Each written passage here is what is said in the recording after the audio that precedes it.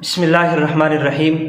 پڑھائی کرنے کا سب سے بہتر ٹائم اور بہتر وقت جو ہے وہ کون سا ہے کہ جس وقت جب ہم کتاب اٹھائے اور کتاب کو پڑھے تو ہمیں کتاب سمجھنا بھی ہمارے لیے آسان ہو، ہمیں کتاب سے کچھ اخذ کرنا، کچھ چیزیں اپنے ذہن میں نوٹ کرنا وہ بھی ہمارے لیے آسان ہو، اور جو چیزیں ہم نے کتاب سے نوٹ کی ہے، اخذ کی ہے جن چیزوں کی ہم نے، تو وہ چیزیں ہمارے ذہن میں کسی حد تک باقی بھی رہے، وہ چیزیں ہمیں یاد بھی رہے۔ یاد رکھے کہ کتاب پڑھنے کے لیے، کتاب کو سمجھنے کے لیے اور کتاب سے کوئی چیز اخذ کرنے کے لیے، نوٹ کرنے کے لیے اور اپنے ذہن میں اس کو سٹور کرنے کے لیے، جمع کرنے کے لیے دو چیزیں جو ہے وہ ضروری ہے۔ ایک یہ ہے کہ آپ جسمانی تھکاوٹ کے شکار نہ ہو، یعنی آپ نے کوئی کام ایسا نہ کیا ہو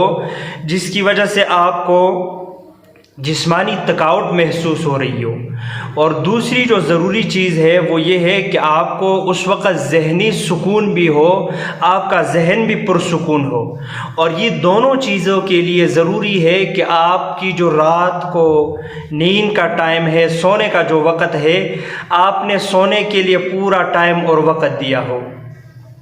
زیادہ تر غلطی جو ہے وہ چاہے اسکول کے اسٹوڈنٹس ہو یا مدرسے کے طلباء ہو یا کوئی عام بندہ جو کوئی کتاب پڑھنا چاہتا ہو،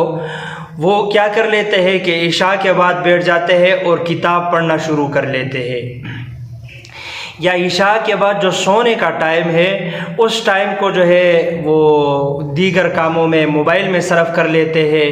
یا ادھر ادھر بازاروں میں گھومتے ہیں، کبھی دوستوں کے ساتھ کہیں جاتے ہیں، کہیں اور گھوم رہے ہیں۔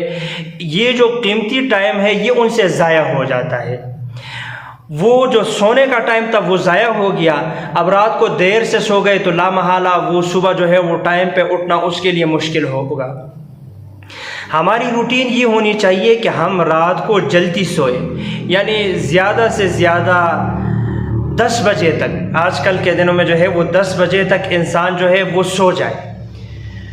جب ٹائم پہ سوئے گا تو صبح ٹائم سے اٹھنا جو ہے وہ اس کے لیے آسان ہوگا، اور اس وقت جو پڑھائی کرنی ہے اس کو آپ چھوڑ دیں، یہ پڑھائی جو ہے آپ صبح کے ٹائم کر دیں۔ اب جب کوئی انسان رات کو جلدی سو جائے گا تو ایک فائدہ تو اس کا یہ ہوگا کہ سنت پر بھی عمل کر لے گا اور صبح جلدی اٹھ سکے گا۔ اب جب صبح جلدی اٹھ جائے گا تو وہاں صبح اس کو یہ فائدہ ہوگا کہ وہ صبح کی نماز جو ہے بر وقت پڑھ سکے گا۔ اب جب نیند کے بعد 4 5 6 گھنٹے جب انسان سو جاتا ہے اور اس کے بعد اٹھتا ہے تو اس انسان کا جسم جو ہے وہ بالکل فریش ہوتا ہے، اسی طرح انسان کا دماغ اور انسان کا ذہن جو ہے وہ بھی بالکل فریش ہوتا ہے، بالکل صاف خالی ہوتا ہے۔ اب صبح کی نماز پڑھ لے یا نماز سے کچھ ٹائم جو ہے اذانوں کے ٹائم پر اگر انسان اٹھ جائے اور اس وقت پڑھنا شروع کر دے، تو اس تجربے کے ساتھ اگر کوئی انسان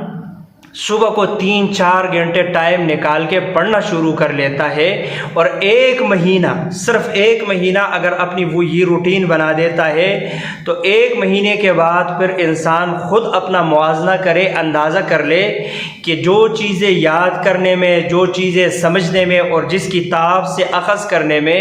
ایک بندے کو 1 سال لگتا ہے، وہ کام اگر صبح کے وقت کیا جائے تو یہ کام 1 سال کا کام جو ہے وہ 1 مہینے میں کیا جا سکتا ہے۔